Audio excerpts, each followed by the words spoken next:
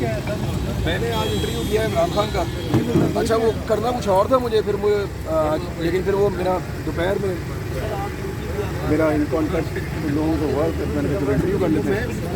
میں نے وہ انٹرویو کیا ہے عمران خان کا, اور کل ویسے بھی الیکشن ہے, تو میں نے ان کو ڈگ آؤٹ کرنے کی کوشش کی ہے. مجھے ایسا لگتا ہے کہ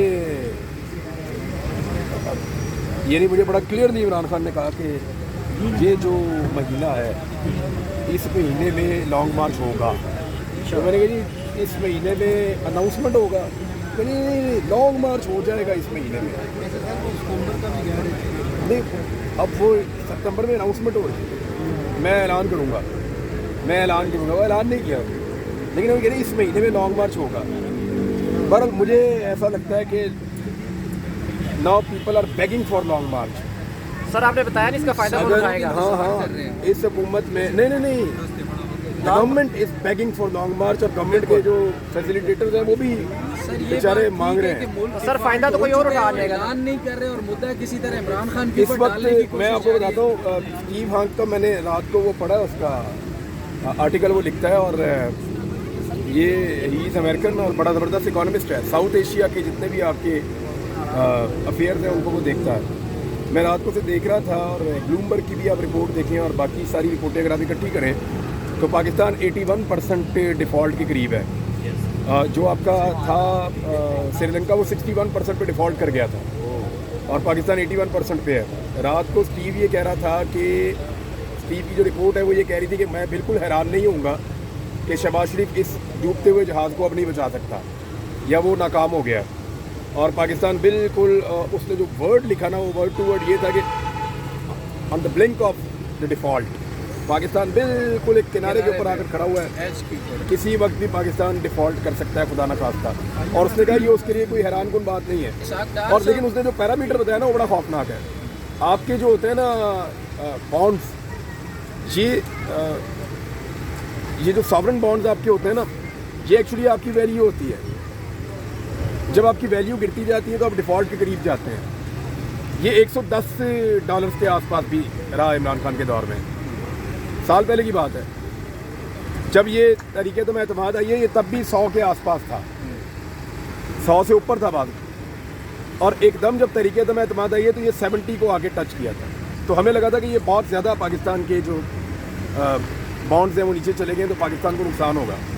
تو ابھی یہ 40 سے نیچے ہے, 35, اور یہ 60% کا ڈپ لگا ہے with in this time period, regime change کے بعد. ہاں, اور یہ سب سے بڑا پیرامیٹر قرار دیا جاتا ہے کہ کوئی کنٹری ڈیفالٹ کی طرف جا رہی ہو خدا نہ خواستہ. ان کے پاس آخری امید یہ تھی کہ اسحاق ڈار صاحب جائیں اور جا کر IMF سے کوئی ری نیگوشیٹ کر لیں.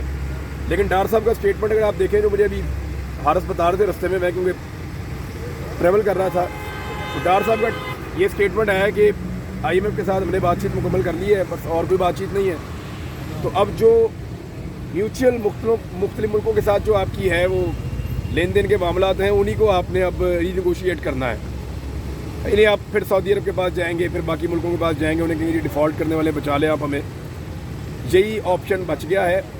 دوسرا میرے آفس میں کل ایک, بلکہ آفس میں نہیں باہر تھے, ہاں مجھے یاد آ گیا, کہیں اور میں ملا ہوں ایک صاحب سے, اور وہ بہت سینئر آدمی ہے اور اس کی بہت دور تک رسائی ہے.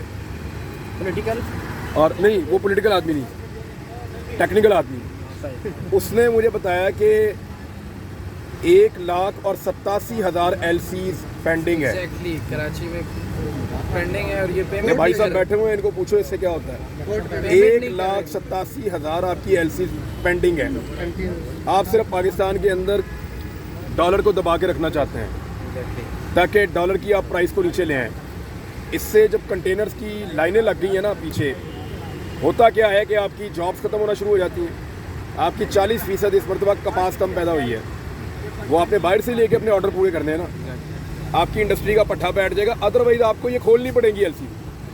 جیسے ہی آپ ڈھیلا چھوڑیں گے کہ یہ بہت لمبا پریشر پیچھے سے چل رہا ہے تو یہ ایک دم آپ کے ڈالر کے اوپر اس کا امپیکٹ آئے گا. اور مجھے جو کل صاحب ملے ہیں, اللہ نہ کرے لیکن جو انہوں نے بات کی, انہوں نے کہا جی یہ 300 روپے تک ڈالر شوٹ کر سکتا ہے 1 گو میں, اتنی سپیڈ میں جائے گا یہ کہ آپ کو سمجھ نہیں آئے گی. क्योंकि जब आप कॉस्मेटिक तरीके से चीज़ों को कंट्रोल करते हैं, जैसे डार साहब ने पिछली मरतबा किया था, तो जब आप ढीला छोड़ते हैं तो वो एकदम 25-30 रुपए की जंप मारता है। तो इस मरतबा जो ग्रिप किया हुआ है वो ज़्यादा बड़ी मुसीबत को ग्रिप किया हुआ है। तो जितना जैसे ही उसको छोड़ेंगे वो एकदम लास्टिक की तरह जो है वो रिएक्ट करेगा। वो सूरत हाल ज़्यादा खतरनाक है। ऐसा लगता है कि डॉलर बहुत ऊपर चला जाएगा। ये जो खान साहब लॉन्ग मार्च करेंगे, इसका फायदा किसको होगा? आप तो ट्वीट्स करते हैं कि इसका फायदा कोई और उठाएगा। हाँ, सही बात है। तो खान साहब फिर क्यों लॉन्ग मार्च कर रहे हैं? उस बात ये है, आपको आसान मिसाल में बताता हूँ, बिल्कुल आसान। मुझे आपसे एक काम है और आपको मेरे से कोई काम नहीं है, तो अब आप मेरा काम अपनी मर्जी से ही करेंगे ना। बिल्कुल। लेकिन अगर आपको भी मुसीबत पड़ गई और मेरे से काम पड़ गया तो फिर आप मेरा काम कर देंगे। वही इतनी सी बात है। सर इसको चाइना रेस्क्यू करेगा मौजूदा कोई हल निकलेगा? नहीं, क्यों चाइना क्यों करेगा रेस्क्यू? चाइना को आपने ऑलमोस्ट धोखा दिया हुआ है। उनके तज्जियाकार इसके ऊपर बात करते रहे हैं। वो ये कहते हैं कि जब हमें पाकिस्तान के ऊपर, पाकिस्तान की खारजा पॉलिसी पे जब जब हमें भरोसा होने ही लगता है, उसी वक्त जो है वो हमें कोई ना कोई टीका लगा देते हैं। और वो पाकिस्तान को बराह रास्त तो नहीं कहते, लेकिन इशारे गिराहों में वो बताते हैं और हमें पता है उनके हमसे शिकवे क्या भाई हैं। वो आज आपकी जो मुलाकात हुई है उसमें ये जो खान साहब का आज भी बयान आया बाइडन के हवाले से, उन्होंने डिस्कस नहीं किया कि जो इम्पोर्टेड हुकूमत है वो तो ये बड़ा डिटेल में डिस्कस हुआ है। इसको ज़रा जोड़ के देखें। पाकिस्तान का जो एटॉमिक बम है, इसको इस्लामी बम कहते थे सारे। हमने तो कभी नहीं कहा कि पाकिस्तान का एटम बम है, लेकिन दुनिया कहती थी इस्लामिक बम। इसको बदनाम करते थे। कभी आपने हिंदू बम सुने? क्या उसके खतरे नहीं होते हिंदू बम के? यानी कोई ऐसी बात नहीं है। मैं मजाक कर रहा हूँ।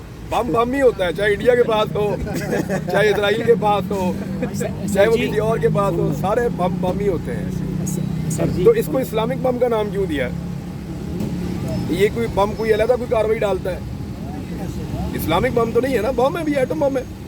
लेकिन एक्चुअली उसको बैड नेम देने की कोशिश की गई है कि ये मुसलमानों का है, तो ये बड़े एक्सट्रीमिस्ट हैं, तो ये मार देंगे, तो ये करेंगे, वो करेंगे। हमने तो कभी नहीं कहा कि क्रिश्चियन बम है जो हमने कभी नहीं कहा। कोई ज्यूज का भी बम नहीं है। अब इसको जरा आप समझें कि आपकी एटॉमिक कैपेसिटी या कैपेबिलिटी जो है वो दुनिया को पसंद नहीं है। 3-4 चीज़ें ऐसी हैं जो पाकिस्तान से दुनिया को हटाने का बड़ा पुराना मिशन। एक, इंडिया के साथ आप अपने तमाम मामला इंडिया की मर्जी के मुताबिक तय कर लें, पहली चीज़। उसमें वो कश्मीर भी है, सिंध के एरियाज भी हैं, और बाकी भी जो उनके साथ सरहदी तनाज़ात हैं वो इंडिया के मुताबिक आप हल कर लें, तिजारत के भी बाकी सब। नंबर 2, उनको चाहिए कि इजराइल के मामले के अंदर आप गुंजाइश पैदा करें और जैसे बाकी अरब मुल्क कर रहे हैं वैसे आप कर लें। नंबर 3, वो ये कहते हैं कि जब आपका इंडिया और इजराइल के साथ झगड़ा ही कोई नहीं है तो फिर आपने ये बम रख के क्या करना है? जैसे उन्होंने यूक्रेन से ले लिया वैसे आप भी छोड़ दें। तो ये उनकी ख्वाहिशात हैं। ये ख्वाहिशात तब तक पूरी नहीं होती जब तक पाकिस्तान खुद मुख्तार है। खुद मुख्तारी तब ख़त्म होती है जब आपकी इकॉनमी डेड हो जाए, जब आप खुदा न खास्ता डिफ़ॉल्ट कर जाएं। पाकिस्तान बिल्कुल एक आखिरी किनारे पर खड़ा है। उस मौके पर जब पूरी दुनिया ये एनालिसिस कर रही है, अमरीकी सदर का अचानक आना और आकर पाकिस्तान के बारे में ये बयान देना, ये मानी खेत है, ये मजाक नहीं है। सर मेरा ये बयान क्यों दिया? सर मुझे एक सवाल है। वो कह रहे हैं कि उसने ये किया, ये वो सरकारी बिलावल ने कहा मेरे ख्याल में व्हाइट हाउस में वो नेट प्राइस है ना आजकल, वहाँ पे नेट प्राइस ही है। नेट प्राइस से अच्छा बिलावल उनको डिफेंड कर सकते हैं। ठीक है, करते रहे। सर जब अभी ये जो बाइडन ने क्यों बयान दिया ये जो क्योंकि अभी हम बहुत करीब पहुंच गए हैं अपनी मईशत की तबाही के। देखें, अमेरिकन में ना बाद वक़्त आप पे जब भी कोई चीज़ उन्होंने आपसे मनवानी होती है ना, तो वो आपको वो मैक्सिमम पोजीशन के ऊपर जाता है। वो कभी भी आपसे अगर उनको अगर आपसे 2 चीज़ें मनवानी है तो वो 10 की डिमांड डालेंगे। और आपको याद है एक किताब लिखी थी अमेरिकन ने, जिसमें परवेज़ मुशर्रफ के बारे में उन्होंने कहा था कि हम ये सोच रहे थे कि अगर मुशर्रफ इसमें से इतनी बातें भी मान ले तो बहुत बड़ी बात है, तो मुशर्रफ साहब ने सारी मान ली। सर जब उसामा बिन लादेन का अटैक हुआ उसमें भी वो कह रहे थे हम कॉल करेंगे, जरदारी रिएक्शन देगा, लेकिन हाँ, वो नहीं दिया। हमने हमेशा उनको हैरान ही किया है। तो फ्लेक्सिबिलिटी इतनी है पाकिस्तान की, तो ये उन्होंने पोजीशन रखी है पाकिस्तान के सामने एक पोजीशन उन्होंने रखी है पाकिस्तान के सामने सर जी और चले जी उससे वो कुछ गेन करने की ये कोशिश जो चले इतनी जी, वर्स्ट बहुत कंडीशन है इकोनॉमी की, उसी जगह ट्रिब्यून पर एक स्टोरी शाये हुआ है जिसमें बताया गया कि 41 करोड़ रुपए जो है वो इमरान खान के लॉन्ग मार्च को यानी कि उसको कवर करने के लिए मुख्तस किए गए हैं 41 करोड़ रुपए। इस्लामाबाद और पुलिस को दिए गए। सिचुएशन इस्लामाबाद पुलिस को सिचुएशन ये है कि उधर आप डिफॉल्ट करने वाले हैं, हुकूमत ये काम कर रही है 41 करोड़ रुपए। इसमें कितने घर बन जाएंगे 40 करोड़ में हम वहाँ पे कोई 500-600 घर तो बना देंगे। ज्यादा बना सॉरी लेंगे 500-600 तो 4-5 हजार घर बना लेंगे 5,000 घर बन जाएंगे। ये 5,000 घरों का मतलब है कितने लोग अंदर चले जाएंगे अगर 6 बंदे भी आप लगाएं तो अब 30,000 बंदे अंदर चले जाएंगे। इमरान भाई बम के हवाले से अच्छा ये अपलोड करें फिर दोबारा करते हैं। आर्मी चीफ ने जब अभी काबुल में खिताब किया कश्मीर का जिक्र ही नहीं किया और ये सुनने में आ रहा है कि ये इस बारे में कोई अब इंडिया के साथ कश्मीर जो है ना उसका जिक्र ना भी हो ना तो बम आप करेंगे सर कश्मीर का जिक्र ना भी हो कश्मीर हमारे दिल पे लिखा हुआ है। लेकिन सर सर जी थैंक यू।